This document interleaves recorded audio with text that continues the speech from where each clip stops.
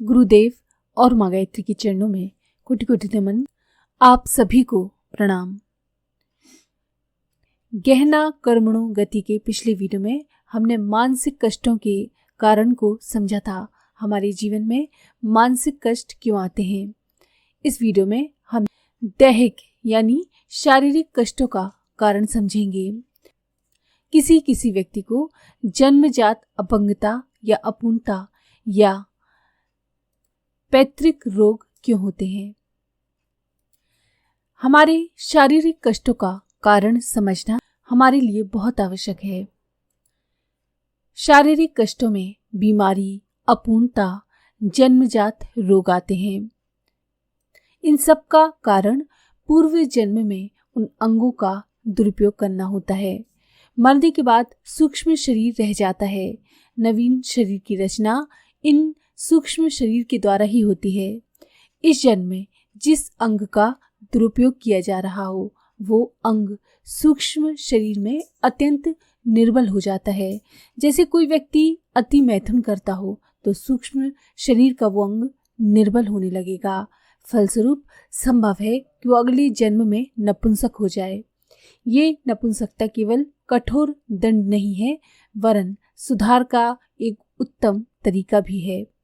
कुछ समय तक उस अंग को विश्राम मिलने से आगे के लिए वो सचेत और सक्षम हो जाएगा। शरीर के अन्य अंगों के शारीरिक लाभ के लिए पापपूर्ण अमर्यादित अपव्यय करने पर आगे के जन्म में वे अंग जन्म से ही निर्बल या नष्ट जैसे हो जाते हैं। शरीर और मन के सम्मिलित पापों के शोधन के लिए जन्मजात रोग मिलते हैं या बालक अंग भंग उत्पन्न होते हैं। अंग भंग या निर्बल होने से उस अंग को अधिक काम नहीं करना पड़ता। इसीलिए सूक्ष्म शरीर का वो अंग विश्राम पाकर अगले जन्म के लिए फिर तरोताजा हो जाता है।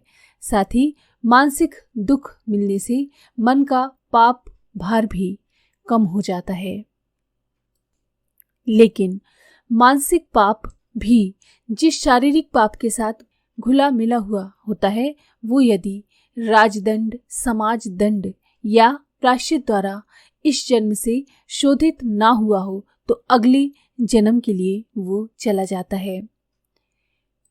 परंतु यदि पाप केवल शारीरिक है या उसमें मानसिक पाप का मिश्रण बहुत कम है तो उसका शोधन शीघ्र ही शारीरिक प्रकृति दंड द्वारा हो जाता है।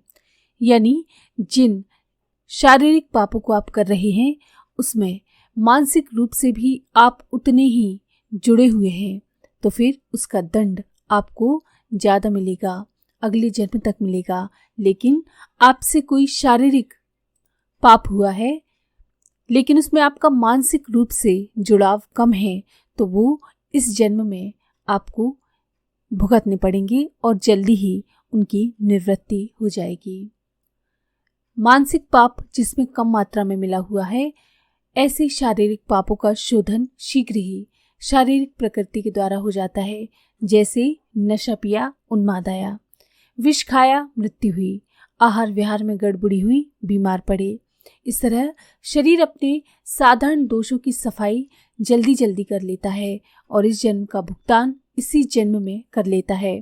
परंतु गंभीर शारीरिक दुर्गुण जिनमें मानसिक जुड़ाव भी होता है अगले जन्म में फल प्राप्त करने के लिए सूक्ष्म शरीर के साथ चलते हैं।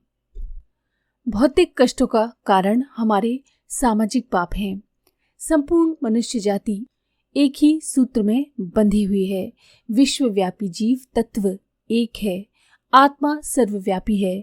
जैसे एक स्थान पर यज्ञ करने से अन्य स्थानों का भी वायुमंडल शुद्ध होता है और एक स्थान पर दुर्गंध फैलने से उसका प्रभाव अन्य स्थानों पर भी पड़ता है। इसी प्रकार एक मनुष्य के कुत्सित कर्मों के द्वारा दूसरा भी इंसान जिम्मेदार होता है। एक दुष्ट व्यक्ति अपने माता पिता को लज्जित करता है, अपने घर कुटुंब को शर्मिंदा करता है। वे इसलिए शर्मिंदा होते हैं कि उस व्यक्ति के कामों से उनका कर्तव्य भी बंधा हुआ है। अपने पुत्र, कुटुंबी या घरवाले को सुशिक्षित, सदाचारी ना बनाकर दुष्ट क्यों हो जाने दिया। इसकी आध्यात्मिक जिम्मेदारी कुटुंबियों की भी है।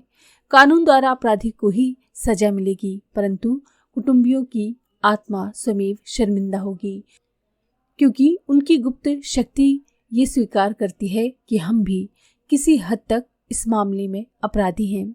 सारा समाज एक सूत्र में बंधा होने के कारण आपस में एक दूसरे की हीनता के लिए जिम्मेदार है। पड़ोसी का यदि घर जलता रहे और दूसरा पड़ोसी खड़ा खड़ा तमाशा देखे तो कुछ देर बाद उसका भी घर जल सकता है। मोहल्ले के एक घर में हैजा फैले और दूसरे लोग उसे रोकने की चिंता ना करें तो उन्हें भी हैजा का शिकार होना पड़ेगा।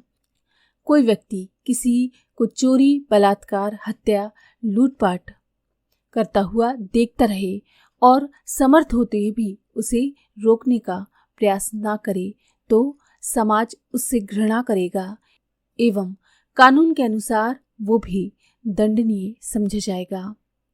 ईश्वरीय नियम है कि हर मनुष्य स्वयं सदाचारी जीवन बिताए और दूसरों को अनीति पर ना चलने देने के लिए भरसक प्रयास करे।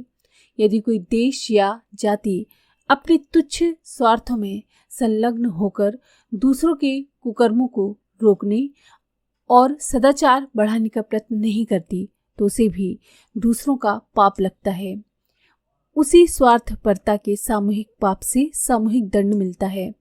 भूकंप, अतिवृष्टि, अनावृष्टि, दुर्भिक्ष, महामारी, महायुद्ध के कारण ऐसे ही सामूहिक दुष्कर्म होते हैं जिनमें स्वार्थपरता को प्रधानता दी गई है और परोपकार की उपेक्षा की गई है। देखा गया है कि अन्याय करने वाले अमीरों की अपेक्षा मूक पशु की तरह जीवन बिताने वाले भोले भाले लोगों पर दैवी प्रकोप अधिक होते हैं। अतिवृष्टि, अनावृष्टि का कष्ट गरीब किसानों को ही अधिक सहन करना पड़ता है। इसका कारण यह है कि अन्याय करने वाले से अन्याय सहने वाला अधिक बड़ा पापी होता है। कहते हैं बुज़दिल जालिम का बाप होता है। कायरता में ये गुण है कि वो अपने ऊपर जुल्म करने के लिए किसी न किसी को न्योत ही बुलाता है। भेड़ की ऊन एक गडरिया छोड़ देगा तो दूसरा कोई न कोई इसे काट लेगा। कायरता, कमजोरी, अविद्या स्वयं बड़े भारी पातक हैं। ऐसे पातकियों पर यदि भौतिक कोप अधिक हो तो कुछ आश्चर्य नहीं। संभव है कि उनकी कायरता को दूर करने एवं स्वाभाविक सतेजता जगाकर निष्पाप बना देने के लिए अदृश्य सत्ता द्वारा ये घटनाएं उपस्थित होती हैं। ये भौतिक दुर्घटनाएं सृष्टि के दोष नहीं हैं, वरन अपने ही दोष हैं। अग्नि में तपाकर सोने की तरह में शुद्ध करने के लिए ये कष्ट बार बार कृपापूर्वक आया करते हैं और संसार को जोरदार चेतावनियां देकर सामाजिक निष्पापता बढ़ाने का आदेश दिया करते हैं। यानी हम पाप होते हुए सामने से देखते रहें तो उसका दंड भी हमको भुगतना पड़ता है। आज के लिए इतना ही।